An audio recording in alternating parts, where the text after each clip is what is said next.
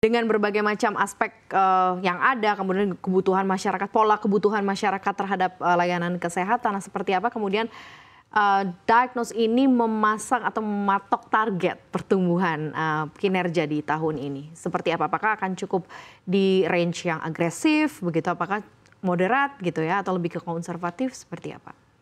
Arah sebenarnya tahun lalu kan seperti tadi disampaikan, kita lumayan oke karena pertumbuhan kita di angka 15% di tahun baru dari tahun akhir full year 2023 di compare ke full year 2024.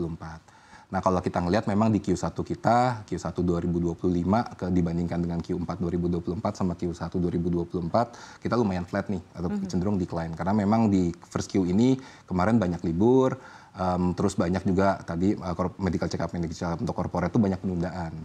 Nah tapi kita ngelihat tahun lalu kita naik 15%, tahun ini harusnya kita juga bisa. Target kita sih kita mau ngejar di angka yang kurang lebih flat lah, mirip-mirip seperti tahun lalu. Bisa growth di angka 15%. Harapan dari kami kita akan coba kejar sampai ke arah sana, tapi kita juga mengerti kondisinya sekarang semua juga memastikan kita untuk harus konservatif juga, karena memang di mana-mana banyak masyarakat mulai tahan spending dan segala macam ya. Jadi tapi kita tetap ngejar angka yang 15%. Sejauh mana dampaknya dengan daya beli masyarakat yang kemudian melemah ini, begitu ya, kebutuhan totally karena mereka akan fokus juga terhadap kebutuhan primer saja begitu ya. Nah ini seperti apa dampaknya kalau dilihat dari view-nya di sepanjang kuartal 1? Nah sebenarnya kan kalau kesehatan ini kan sebenarnya kayak negatif demand ya. Banyak yang bilang tipe produk yang negatif demand, di mana orang itu nggak mau serta-merta beli gitu ya. Bahkan orang cenderung untuk menunda untuk beli layanan kesehatan. Nah dalam konteks seperti itu kan pembelian kesehatan itu belanjanya memang berlandaskan kebutuhan. Jadi kalau misalnya mereka sakit ya mau nggak mau mereka spending. Jadi secara baseline sih harusnya masih tetap bisa stabil lah kalau belanja kesehatan. Tapi memang kita lihat kan tadi yang dibicarain ada satu produk lain yaitu produk medical check up kan. Jadi mungkin memang akan sedikit ada perlambatan di sisi sana untuk medical check up dan segala macam karena orang prone untuk menunda karena kayak tadi yang disampaikan ya. Lebih baik kebutuhan pokok dulu, lebih baik ini yang lebih penting di secara short termnya. Padahal medical check up bukan yang nggak penting, ini juga penting, tapi untuk long term, untuk investasi kesehatan di masa depan. Ada strategi khusus nggak dari perusahaan melihat atau memandang daya beli masyarakat yang seperti itu? Apa yang dilakukan oleh perusahaan agar kemudian target-target tadi tercapai, Pak Fergus? Kalau kita fokus pertama itu adalah kita membangun network. Jadi kita melakukan partnership dengan rumah sakit lain, dengan klinik-klinik lain. Nah, model partnership kita banyak tipe. Kita sekarang ada model pengelolaan laboratorium. Jadi kita kerjasama dengan rumah sakit, kita kelolakan laboratoriumnya mereka. Ada juga dengan mekanisme rujukan. Jadi rumah sakit dan klinik lain mereka merujuk pemeriksaan kebutuhan pemeriksaan yang advance ke kita. Karena kita juga sekarang kan udah punya laboratorium sentral yang ada di Jakarta. Jadi kita tuh udah biasa nerima punya rujukan-rujukan pemeriksaan-pemeriksaan yang advance yang mungkin lab-lab lebih kecil lain nggak ada gitu, nggak menyediakan. Jadi kita udah biasa tuh ngirim-ngirim sampel dari seluruh Indonesia lah, kurang lebih seperti itu. Nah jadi kalau dari sisi kita adalah satu, kita cari network.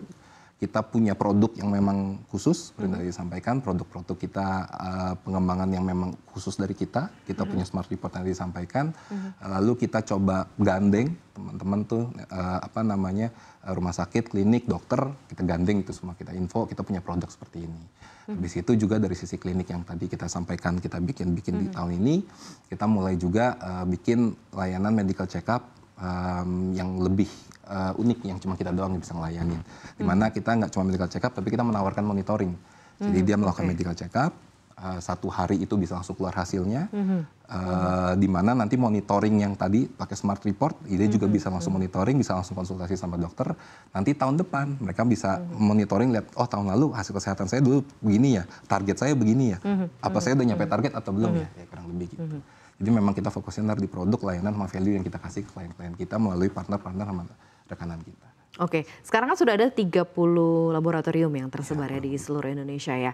Kalau tadi di-mention oleh Pak Fergus adalah bisa menerima dari seluruh Indonesia gitu, dari mana-mana.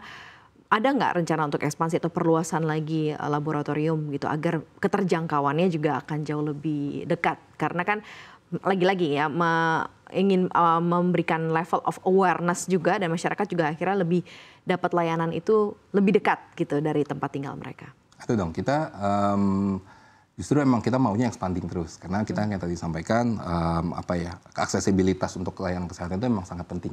Gitu. Jadi tahun ini kita memang tadi disampaikan juga kita kan bangun klinik di Menteng, nanti ada klinik di Makassar, ada juga klinik di Batam. Kedepannya kita juga tetap masih mau ekspansif untuk di kota-kota tier 1, kita harapannya kita bikin klinik-klinik lagi. Itu klinik-klinik itu bentuknya memang flagship klinik. Tujuan flagship kliniknya biar masyarakat tuh bisa melakukan medical check up, mereka bisa melakukan monitoring kesehatan di sana, mereka bisa langsung mendapatkan report yang smart report langsung juga dapatkan di sana. Jadi langsung mereka pagi datang, sore mereka udah bisa langsung lihat hasilnya. Nah, kalau di tier 2, tier 3 kita rencananya akan menggandeng laboratorium dan kita juga akan membangun laboratorium kita lagi di tier 2 dan tier 3 city. Karena ini baru punya satu klinik sekarang ya, baru akan rencananya akan berapa banyak klinik nanti? Yang tahun ini kita akan bangun satu, yang lagi di proses pembangunan di Makassar sama di Batam. Tahun ini harusnya di Makassar sebentar lagi jadi. Oke, baik. Berarti udah mulai di Makassar yang pertama berarti ya, yang dibuka pertama Jakarta kali. Jakarta dan juga Makassar ya. Jakarta, Makassar, Batam. Gitu ya. Di tahun ini. Oke, nanti kita akan lihat seperti apa. Nah, kedepannya akan seperti apa nih untuk manajemen data, kemudian seperti menggunakan akses digitalisasi. 2-3 tahun lagi nanti akan seperti apa sih Diagnose melihat pertumbuhan layanan kesehatan di Indonesia begitu, dan targetnya akan seperti apa sih, semasif apa di 2-3 tahun ke depan? Nah, ini menarik juga sih. Kita aja kan sekarang kita tadi saya cerita ya, kita pakai smart report, kita pakai algoritma. Algoritma itu kita feed data, secara otomatis dia akan nge-generate satu laporan yang memang komprehensif lengkap. Tapi itu cuma algoritma. Kita belum menyentuh yang namanya AI. Dan sementara mungkin bisa dilihat AI itu kencang banget, perkembangannya itu luar biasa cepat banget. Tahun lalu kita ngeliat seperti apa, sekarang udah seperti apa.